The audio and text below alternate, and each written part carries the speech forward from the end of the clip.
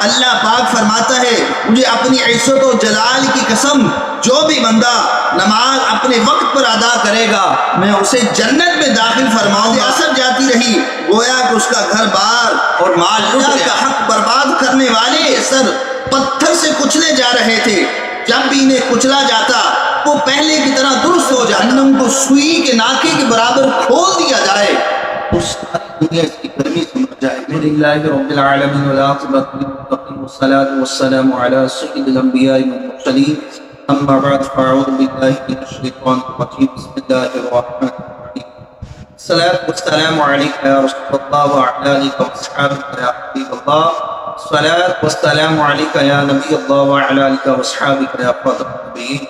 امید کرتا ہوں ناظرین اکرام آپ خیر و عافیت سے ہوں گے۔ اللہ پاک آپ کو خوش رکھے، سلامت رکھے، دونوں جہانوں کی بھلائیاں عطا فرمائے۔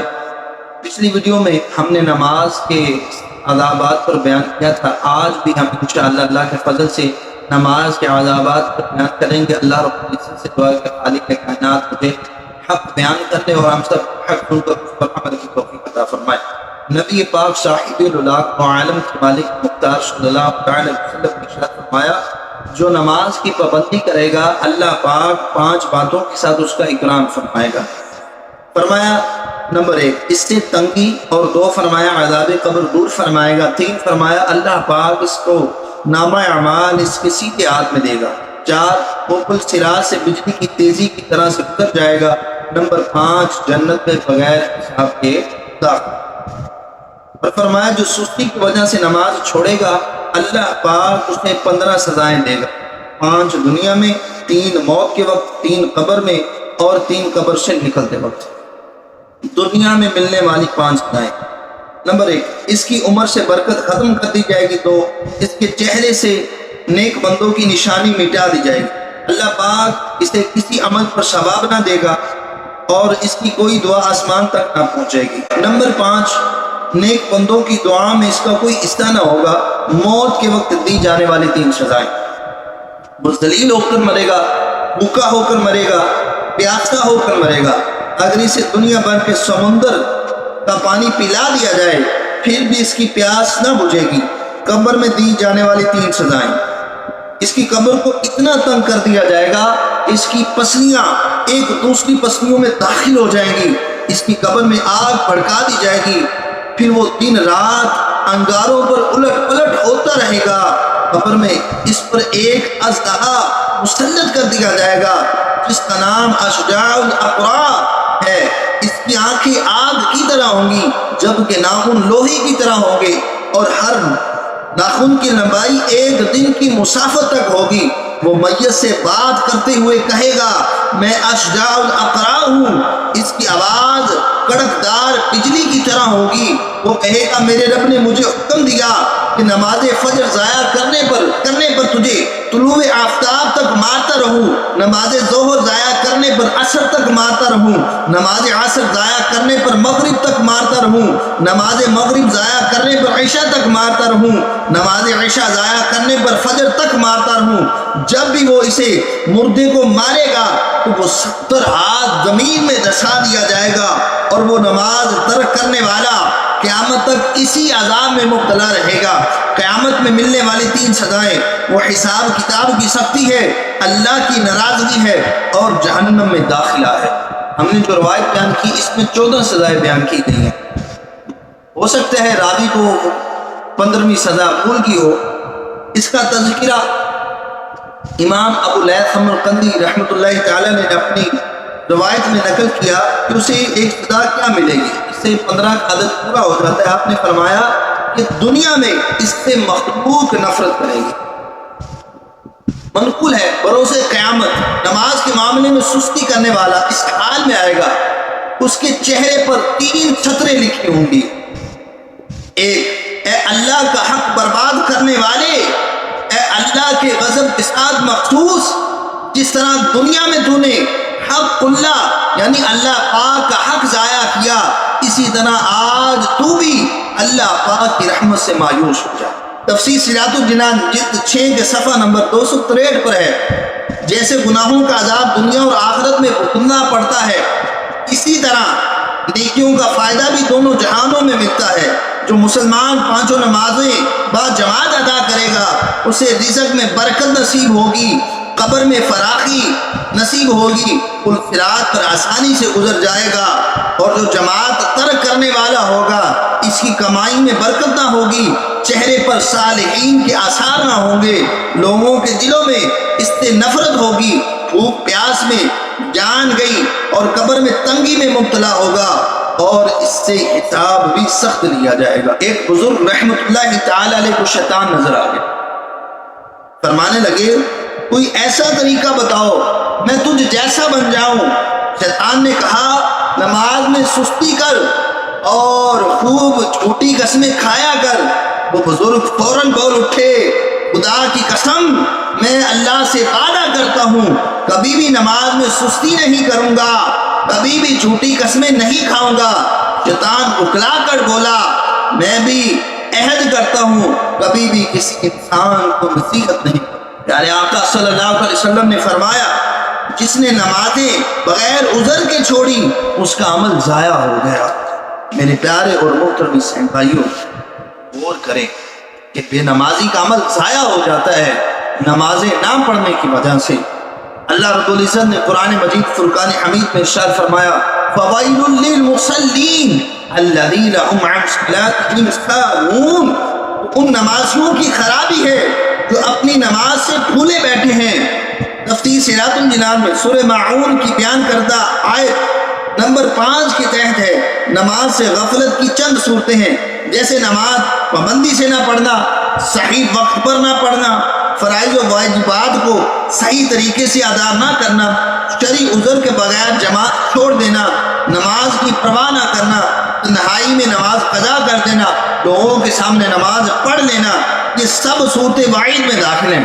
جبکہ شوق سے نہ پڑھنا، سمجھ بوجھ کر نہ پڑھنا، توجہ سے نہ پڑھنا بھی نماز سے غفلت میں داخل ہے۔ البتہ یہ صورتیں اس وعید میں داخل نہیں جو آیت کریمہ میں بیان کی گئی۔ کتاب الکبائر میں منقول ہے جہنم میں ایک وادی ہے جس کا نام ویل ہے، اگر اس میں دنیا کے پہاڑ ڈال دیے جائیں تو وہ بھی اس کی گرمی سے پگھل جائیں۔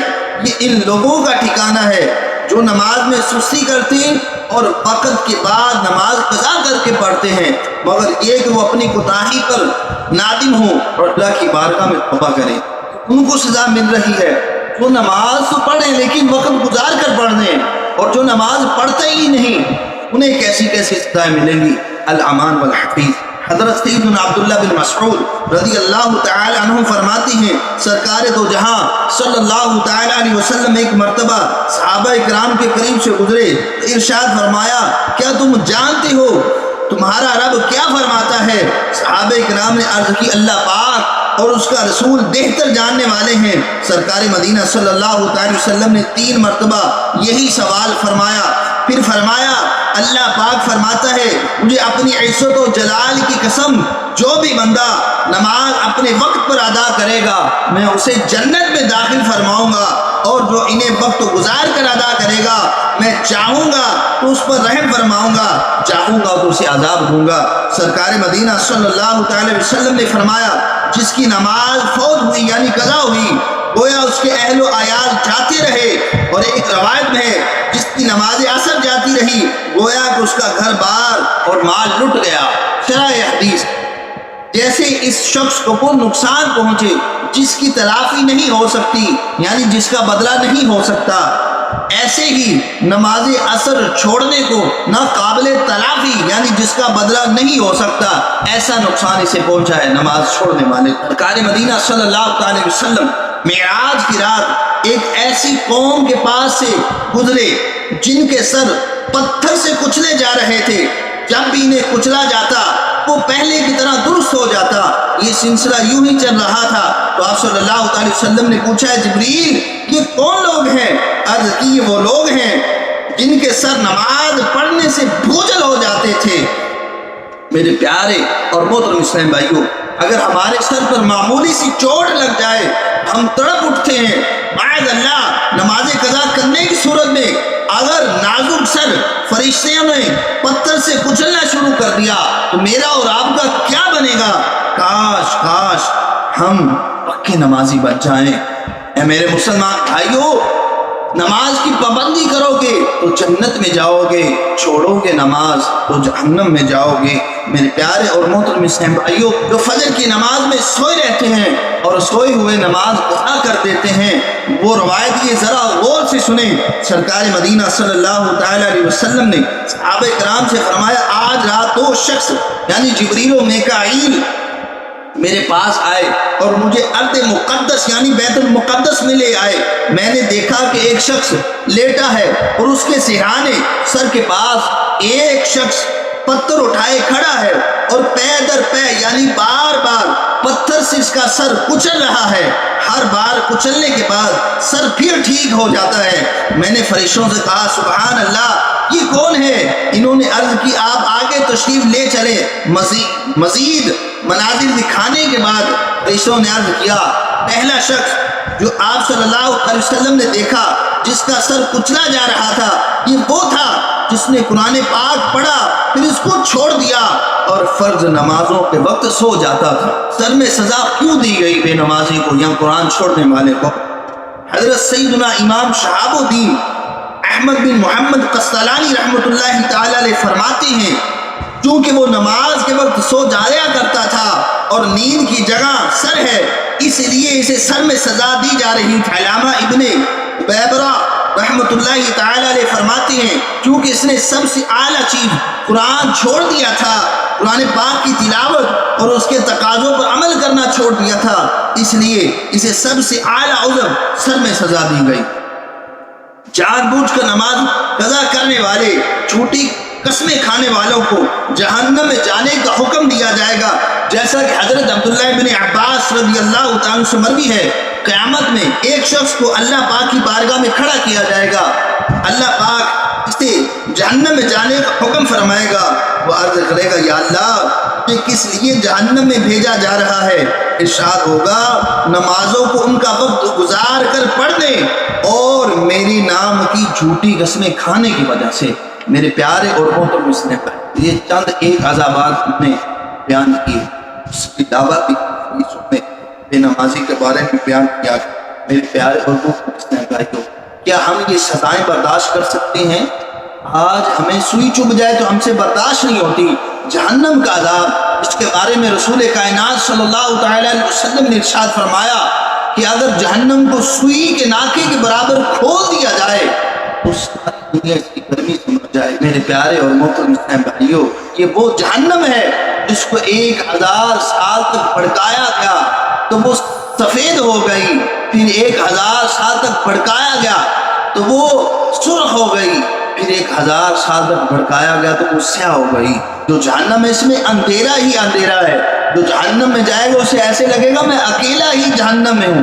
میرے پیارے اور محترم اسلام بھائیوں، یہ دنیا کی آگ ہم سے برداشت نہیں ہوتی، اسے 70 بار بجھایا گیا ہے، جلانے کے لیے یہی آگ کافی ہے۔